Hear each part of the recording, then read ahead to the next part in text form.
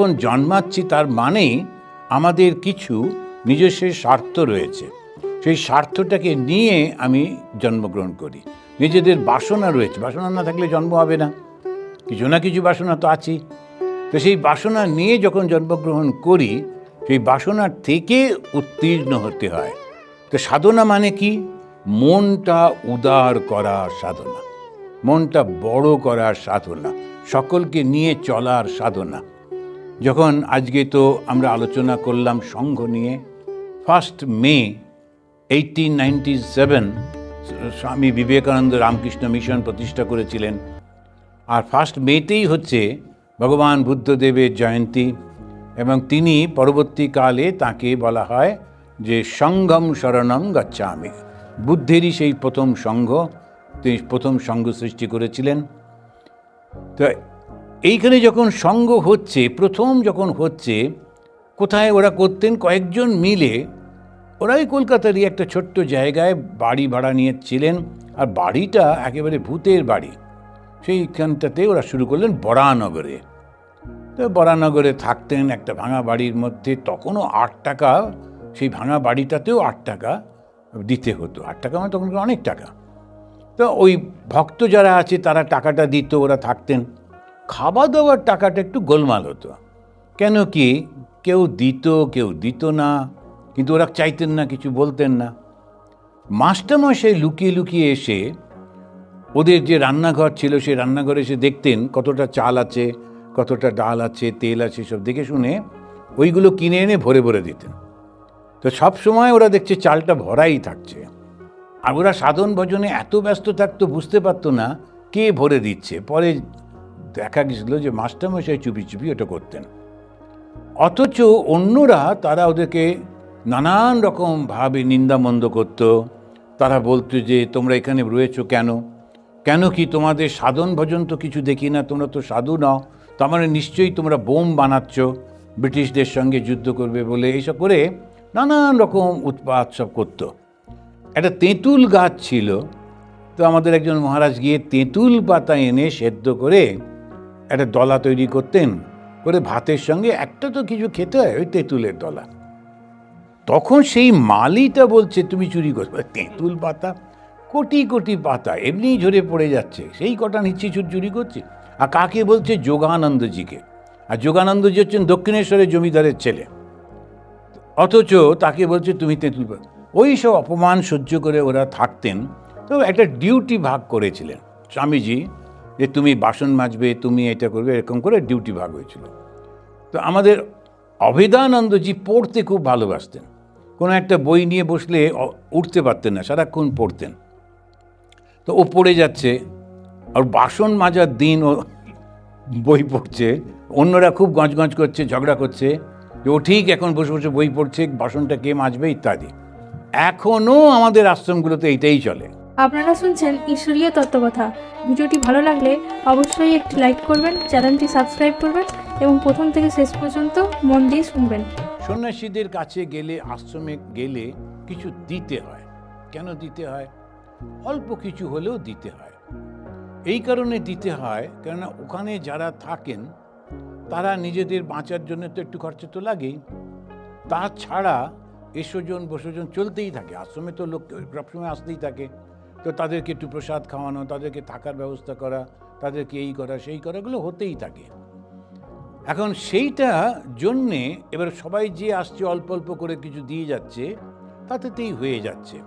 যে নিয়ে আসছে সে কিন্তু ওই যে সৎ কর্ম হচ্ছে তার ফলটা পাচ্ছে। এই জন্যই ঠাকুর যাকে খুব ভালোবাসছেন, তিনি হচ্ছেন মাস্টারমশাই, তাই তাকে বলছেন যে যখনই আসবে একটা অল্প কিছু নিয়ে এসো। অনেকে বুঝতে পারে না, তো তারা এসে তাকে বলে আশ্রম পীড়া। আমি যখন প্রথম জয়েন করি, ওখানে স্বামী গোকুলানন্দজি উনি খুব বলতেন এই কথাটা, আশ্রম পীড়া করবে না, আশ্রমের সমস্যা সৃষ্টি করবে না। আশ্রমে একটা সিস্টেম আছে, গিয়ে সেই সিস্টেমটাকে নষ্ট করে দিলাম, এই করো সেই করো করতে শুরু করে দিলাম, একদম করবে না। ওদের যেমন সিস্টেম আছে তার মধ্যে দিয়ে চলবে। তো আমাদের বলতেন, যখন আমরা তো থাকতাম চেরাপুঞ্জি, তো যেতে হতো শিলংয়ে কিংবা গৌহাটি, এই তো দুটো জায়গা ছিল। দোকানে খেতে পারবো না, তো আশ্রমে যেতে হবে। এদিক ওদিক কাজ করতে গিয়ে আমরা বেশিরভাগ সময় নানান রকমের গভর্নমেন্টের কাজে আমরা শিলংয়ে যেতাম, সময় চলে যেত। 12টার সময় আশ্রমে খাওয়া, আমি 1টার সময় গিয়ে হাজির, গিয়ে যিনি কিচেনের ইনচার্জ ছিলেন তাকে দরজায় ধাক্কা, আচ্ছা আমি এসছি একটু খেতে দিন। ও বেচারি তখন কী করে, এরকম নানান রকম। আর তখন এত বেশি ফোনও ছিল না, সুতরাং বলাটাও যেত না। তো উনি বলছেন যে আশ্রম পীড়া করবে না, যদি দেখো যে তুমি ঠিক টাইমে পৌঁছে যেতে পারবে, আগে থেকে খবর দিয়ে দিলে তাহলে ঠিক আছে। যদি দেখো পারছো না, তো বাইরে থেকে কলা টলা খেয়ে থেকে যাবে, কিন্তু আশ্রমে ডিস্টার্ব করবে না, আশ্রম পীড়া। এবং আশ্রমে যখন থাকা হলো, আসার সময় সমস্ত কিছু আবার সুন্দর করে সাজিয়ে গুছিয়ে পরিষ্কার করে রেখে দিয়ে আসবে। যেন কাউকে এসে তোমার বিছানাটা আবার নতুন করে কে করবে, কাউকে তো করতে হবে, তুমি ঠিক মতো সুন্দর করে কেচে টেচে আবার রেখে দিয়ে আসবে। তো এরকমভাবে উনি বলতেন যে কখনো পীড়া দেবে না। ঠাকুর এখানে বলছেন, ভাগবতেও দেখেছি, ভাগবতেও বলছেন যদি তুমি যারা ঈশ্বরকে নিয়ে রয়েছেন তাদের কাছে যাও, তো তাদের একটু সেবা করে দিয়ে আসবে এবং কিছু না কিছু সঙ্গে করে নিয়ে যাবে। এরকমই হতেই থাকে, এগুলো খুব স্বাভাবিক সব হয়। এখন স্বামীজি এলেন, এসে দেখলেন ওরা কমপ্লেন করলো আজকে রান্না করা মুশকিল হয়ে গেছে, কেননা রান্নার বাসন অবেদানন্দের ধোয়ার কথা, ও ধোয়নি। কেন ধোয়নি? আর ওইটার মধ্যে একটা ছোট্ট ঘর ছিল, অবেদানন্দ ওই ঘরটায় গিয়ে বসে থাকতেন, টঙের ঘরে একা একা। তো ওখানে ও পড়ছে। তো স্বামীজি সঙ্গে সঙ্গে বললেন যে একটা আমাদের ভাই, সে পড়তে ভালোবাসে, তাকে তোমরা একটু পড়তে দিতে পারছো না? কত বাসন আছে, নিয়ে এসো, আমি মেজে দিচ্ছি। তারপরে উনি গিয়ে ঢুকলেন, তো অন্যরাও এলো, মুহূর্তের মধ্যে বাসন মাজা হয়ে গেল, সব কাজ। স্বামীজির মনটা হচ্ছে ও যদি একটু ওর বদমাইশি করছে, ফাঁকি দিচ্ছে, তা না, ও পড়াতে এত মন, এত পড়তে ভালোবাসে, ও বইটা ছেড়ে উঠতে পারছে না। পড়ুক না একটু, ও যদি পড়তে ভালোবাসে, আমি ওরটা কাজটা করে দিচ্ছি। এই হচ্ছে আশ্রম, এই হচ্ছে সঙ্ঘ। তো সঙ্ঘতে সবসময় আমি একটু এগিয়ে গিয়ে করে দেবো। এইরকম না থাকলে এগোতে পারা যায় না। আমাদের মনে পড়ছে যে আমরা যখন প্রথম অদ্বৈত আশ্রমে জয়েন করলাম, 5তলা বাড়ি, আর রবিবার দিন বা শনিবার দিন ছুটি থাকতো। এবারে বেল বাজালে 5তলা থেকে 1তলায় নেমে এসে খুলতে হবে। কে খুলবে? বেশিরভাগ দরজা বন্ধ থাকতো। আমি আর একজন ব্রহ্মচারী ছিলাম, বেল বাজলেই টক করে দরজা খুলে আমরা সিঁড়িটা হাঁটতাম না, এক একটা জাম্প করে করে চলে যেতাম। হয়তো 10টা 15টা সিঁড়ি জাম্প করে করে কে আগে পৌঁছবে করে লাফিয়ে লাফিয়ে যেতাম। তো খুব শক্ত বাড়ি, নইলে অত জোরে লাফ দিতাম, দুম দুম করে এক একটা ওপর থেকে গিয়ে একদম সিঁড়ির যে ল্যান্ডিংগুলো থাকতো ওইখানে পড়তাম, তো ওখান থেকে আর একটা ল্যান্ডিংয়ে এরকম করে করে যেতাম। যত তাড়াতাড়ি পারা যায় দরজাটা খুলে যে এসছে তার জন্য বেশিক্ষণ দাঁড়াতে না হয়।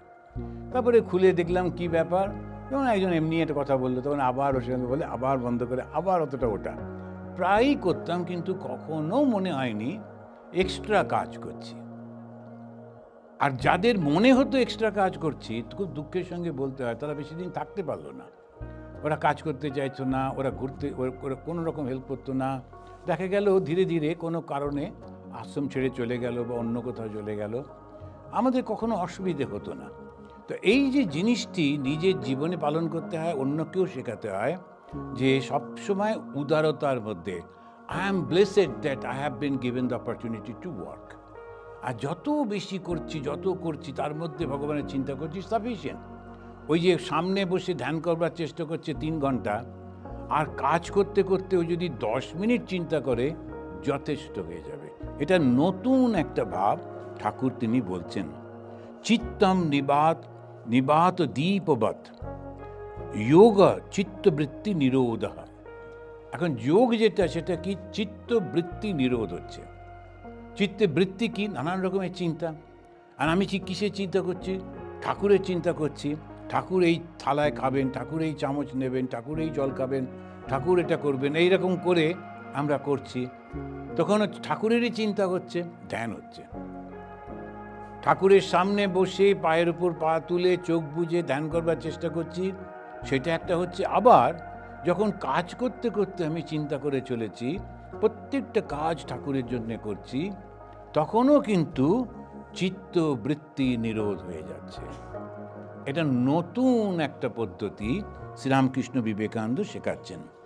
তখন এখানে তিনি বলছেন, আমাকে কঠোর সাধন করতে হয়েছে।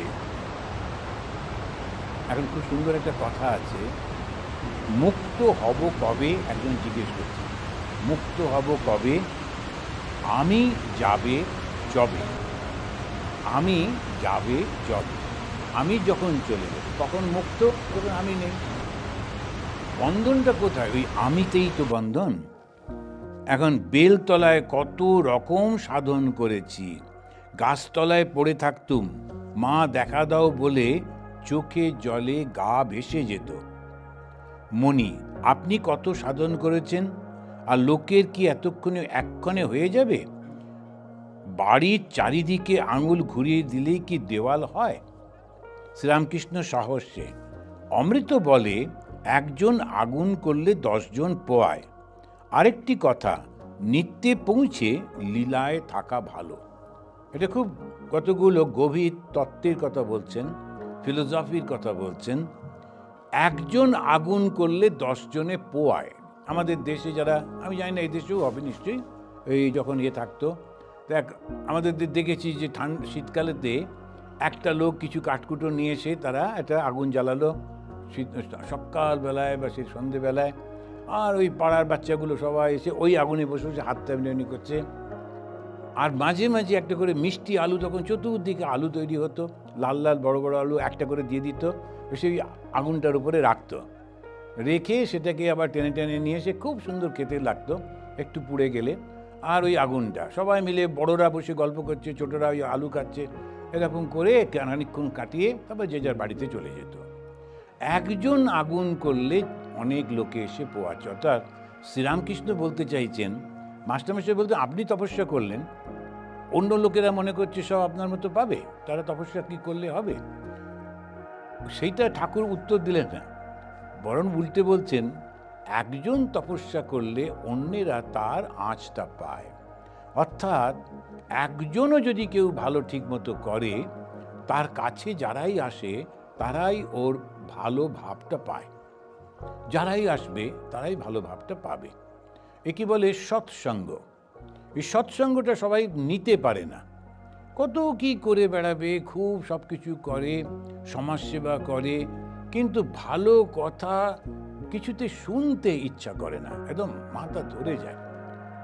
এটা সংস্কার থেকে হয়, খুব কঠিন, বুঝতে পারি না আমরা, এই সংস্কার থেকে এগুলো সব হয়। এগুলো এক একটা, এগুলো বুঝতে হবে, আমি কেন খানিকটা বসে ভালো কথা শুনতে চাই না, কেন ভালো একটু বেশিক্ষণ আমি একটা ভালো বই পড়তে পারি না। এমনি গল্পের বই ঘন্টার পর ঘন্টা পড়ছে, আমি যে প্লেনে যাবার সময় এরা ভীষণ পড়ে, প্রত্যেকেই ওই গল্পের বই পড়ছে, এবং লাইনের মধ্যে গল্পের বই পড়ছে, প্লেনে ওঠার সময় পড়ছে, বসে সঙ্গে সঙ্গে পড়ছে, খুব ইন্টারেস্টিং গল্প পড়েই যাচ্ছে, প্রত্যেকে ওই মার্ক করে করে সমস্ত পড়ে, খুবই সুন্দর। এবারে আসার সময় একজন ভদ্রমহিলা একটা চিঠিও দিয়েছে, একটু উত্তর দিতে হবে।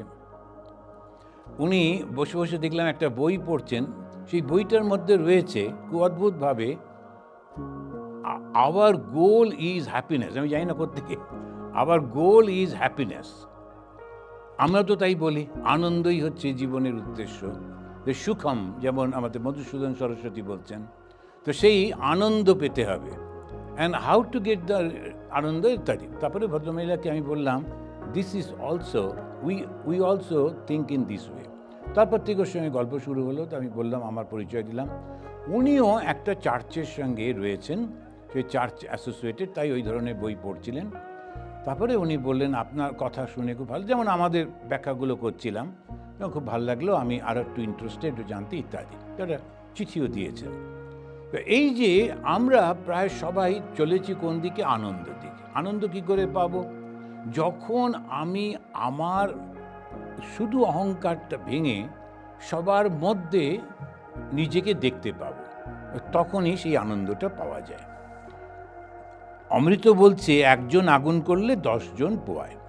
মণি, আপনি বলছেন লীলা বিলাসের জন্য। এই যে ঠাকুর বললেন নিত্যে পৌঁছে লীলায় থাকা ভালো। নিত্য মানে কি? অদ্বৈত, যেখানে দুই নেই, সেখানে কোনো ক্রিয়া নেই, একরকমভাবে রয়েছে। তো ঠাকুর উদাহরণ দিতেন, কেননা দক্ষিণেশ্বরে ওরা ওই বাজাতো সকালবেলায়, প্রত্যেক বড় বড় জমিদার বাড়িতে থাকতো, তারা সকালবেলায় বসে বাজাচ্ছে যখন, একজন সানাইয়ের পেছনে একজন থাকে, সে শুধু পোঁ করে একটা শব্দ করে রাখে। সানাই বাজছে, তার একটা বাঁশি, কিন্তু সে ওদিক ওদিক করে না, একটা সুরে থাকে। আরেকজন সানাইটার বিভিন্ন সুরে চলতে থাকে। তো ঠাকুর বলছেন ওই একঘেয়ে যেটা পোঁ করে চলে চলতে কী লাভ, বরঞ্চ বিভিন্ন রূপ, বিভিন্ন ভাব, বিভিন্ন ক্রিয়া, এটার মধ্যে একটু আনন্দ আছে। তো তাকে বলছেন লীলা।